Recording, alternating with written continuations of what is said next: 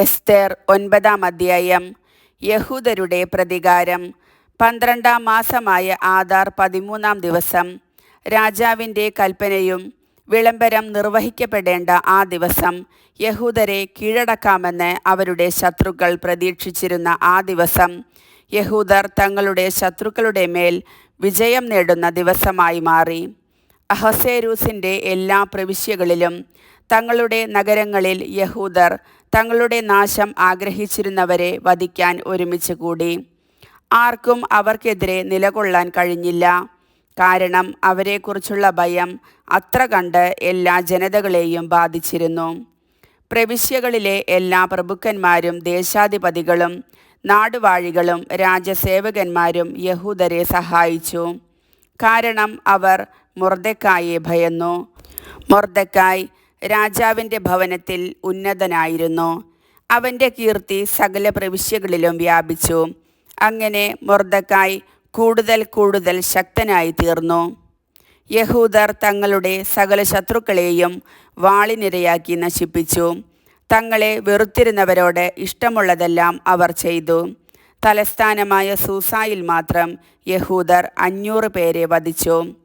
പാർഷാൻദാദ, ദാൽഫോൻ, അസ്പാദ, പൊറാദ, അദാലിയ, അരിദാദ, പർമാഷ്ത, അരിസായ്, അരിദായ്, വൈസാദ എന്നിങ്ങനെ ഹമ്മേദാദായുടെ മകനും യഹൂദരുടെ ശത്രുവുമായ ഹാമാൻ്റെ 10 പുത്രന്മാരെയും അവർ വധിച്ചു. എന്നാൽ അവർ കവർച്ച നടത്തിയില്ല. തലസ്ഥാനമായ സൂസായിൽ കൊല്ലപ്പെട്ടവരുടെ സംഖ്യ അന്നു തന്നെ രാജാവിനെ അറിയിച്ചു. രാജാവ് എസ്തേർ രാജ്ഞിയോട് പറഞ്ഞു, തലസ്ഥാനമായ സൂസായിൽ യഹൂദർ 500 പേരെയും കൂടാതെ ഹാമാൻ്റെ 10 പുത്രന്മാരെയും കൊന്നിട്ടുണ്ട്. അപ്പോൾ രാജാവിൻ്റെ മറ്റു പ്രവിശ്യകളിൽ അവർ എന്തു തന്നെ ചെയ്തിരിക്കയില്ല. ഇനി നിന്റെ അപേക്ഷ എന്താണ്? അത് നിനക്കു ഞാൻ സാധിച്ചു തരാം. നിന്റെ അടുത്ത ആവശ്യമെന്ത്?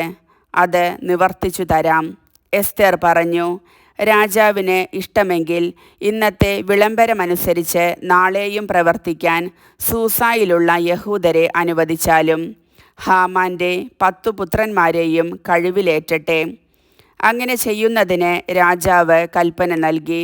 സൂസായിൽ ഒരു വിളംബരം പുറപ്പെടുവിക്കുകയും ഹാമാൻ്റെ 10 പുത്രന്മാരെയും തൂക്കിലിടുകയും ചെയ്തു. സൂസായിലുള്ള യഹൂദർ ആദാർ മാസം 14-ാം ദിവസം ഒരുമിച്ച് കൂടി സൂസായിലെ 300 പേരെ വധിച്ചു.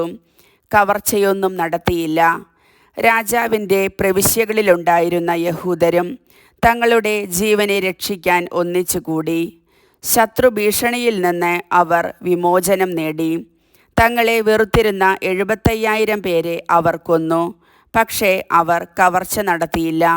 ഇത് ആദാർ മാസം 13-ാം ദിവസം ആയിരുന്നു. 14-ാം ദിവസം അവർ വിശ്രമിച്ചു.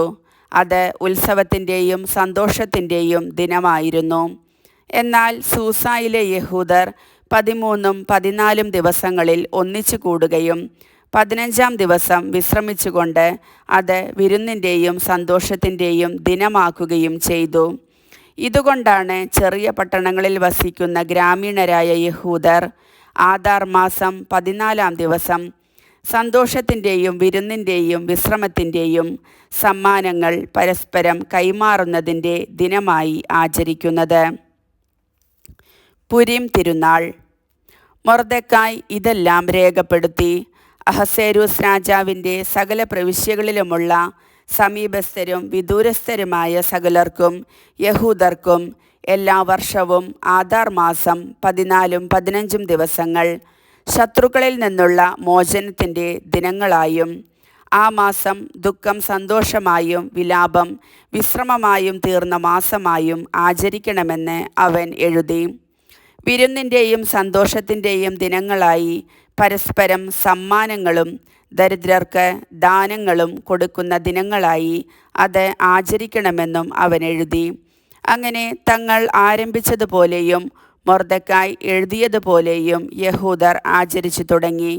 കാരണം അഗാഗ്യനും ഹമ്മേദാദായുടെ മകനും സകല യഹൂദരുടെയും ശത്രുവുമായ ഹാമാൻ യഹൂദരെ നശിപ്പിക്കാൻ ഗൂഢാലോചന നടത്തുകയും അവരെ തകർത്ത് ഇല്ലാതാക്കാൻ പൂര് അഥവാ നറുക്ക് ഇടുകയും ചെയ്തിരുന്നു. എന്നാൽ എസ്തേർ രാജസന്നിധിയിലെത്തിയപ്പോൾ യഹൂദർക്കെതിരെയുണ്ടാക്കിയ അവൻ്റെ ദുഷ്ടമായ ഉപായം അവൻ്റെ തലയിൽ തന്നെ പതിക്കുന്നതിനും അവനെയും അവൻ്റെ മക്കളെയും കഴിവിലേറ്റുന്നതിനും വേണ്ടി രാജാവ് കൽപ്പന എഴുതിക്കൊടുത്തു. ആകയാൽ പൂര് എന്ന പേരിൽ നിന്ന് അവർ ആ ദിവസങ്ങളെ പൂരിം എന്ന് വിളിച്ചു. ഈ കത്തിൽ എഴുതിയിരുന്നതും ഇക്കാര്യത്തിൽ തങ്ങൾക്ക് നേരിടേണ്ടി വന്നതും സംഭവിച്ചതുമായ കാര്യങ്ങളും നിമിത്തം തങ്ങളും തങ്ങളുടെ സന്തതികളും തങ്ങളോട് ചേരുന്നവരും എഴുതപ്പെട്ടതനുസരിച്ച് മുടക്കം കൂടാതെ ഓരോ വർഷവും ഈ സമയത്ത് ഈ 2 ദിവസങ്ങളും ഓരോ തലമുറയിലും ഓരോ കുടുംബത്തിലും പ്രവിശ്യയിലും നഗരത്തിലും ഓർമ്മിക്കുന്നതിനും ആഘോഷിക്കുന്നതിനും പൂരീം ദിനങ്ങൾ മറന്നുകളയുകയോ ഈ ദിനങ്ങളുടെ ഓർമ്മ തങ്ങളുടെ സന്തതികളുടെ ഇടയിൽ നിന്ന് മാഞ്ഞു പോവുകയോ ചെയ്യാതിരിക്കുന്നതിനും വേണ്ടി യഹൂദർ നിയമം നിർമ്മിക്കുകയും അപ്രകാരം ആചരിച്ചു പോരുകയും ചെയ്തു. അബിഹായിലിൻ്റെ മകളായ എസ്തേർ രാജ്ഞിയും യഹൂദനായ മൊർദെഖായും പൂരിമിനെ സംബന്ധിക്കുന്ന ഈ 2ാമത്തെ കത്തിന് രേഖാമൂലം ആധികാരികമായ സ്ഥിരീകരണം നൽകി. സമാധാനത്തിൻ്റെയും സത്യത്തിൻ്റെയും വാക്കുകളിൽ അഹസ്വേരൂസിൻ്റെ 127 പ്രവിശ്യകളിലും ഉള്ള സകല യഹൂദർക്കും കത്തുകൾ അയച്ചു. പൂരിമിൻ്റെ ഈ ദിനങ്ങൾ നിശ്ചിത കാലങ്ങളിൽ യഹൂദനായ മൊർദെഖായും എസ്തേർ രാജ്ഞിയും യഹൂദരോട് ആജ്ഞാപിച്ചതുപോലെയും യഹൂദർ തന്നെ തങ്ങൾക്കും തങ്ങളുടെ സന്തതികൾക്കും വേണ്ടി ഉപവാസത്തെയും വിലാപത്തെയും കുറിച്ച് തീരുമാനിച്ചതുപോലെയും ആചരിക്കുന്നതിന് വേണ്ടിയായിരുന്നു അത്. എസ്തേർ രാജ്ഞിയുടെ കൽപ്പന പൂരിമിൻ്റെ ഈ ആചാരങ്ങൾ ക്രമീകരിക്കുകയും അവ രേഖപ്പെടുത്തുകയും ചെയ്തു. കർത്താവിൻ്റെ വചനം.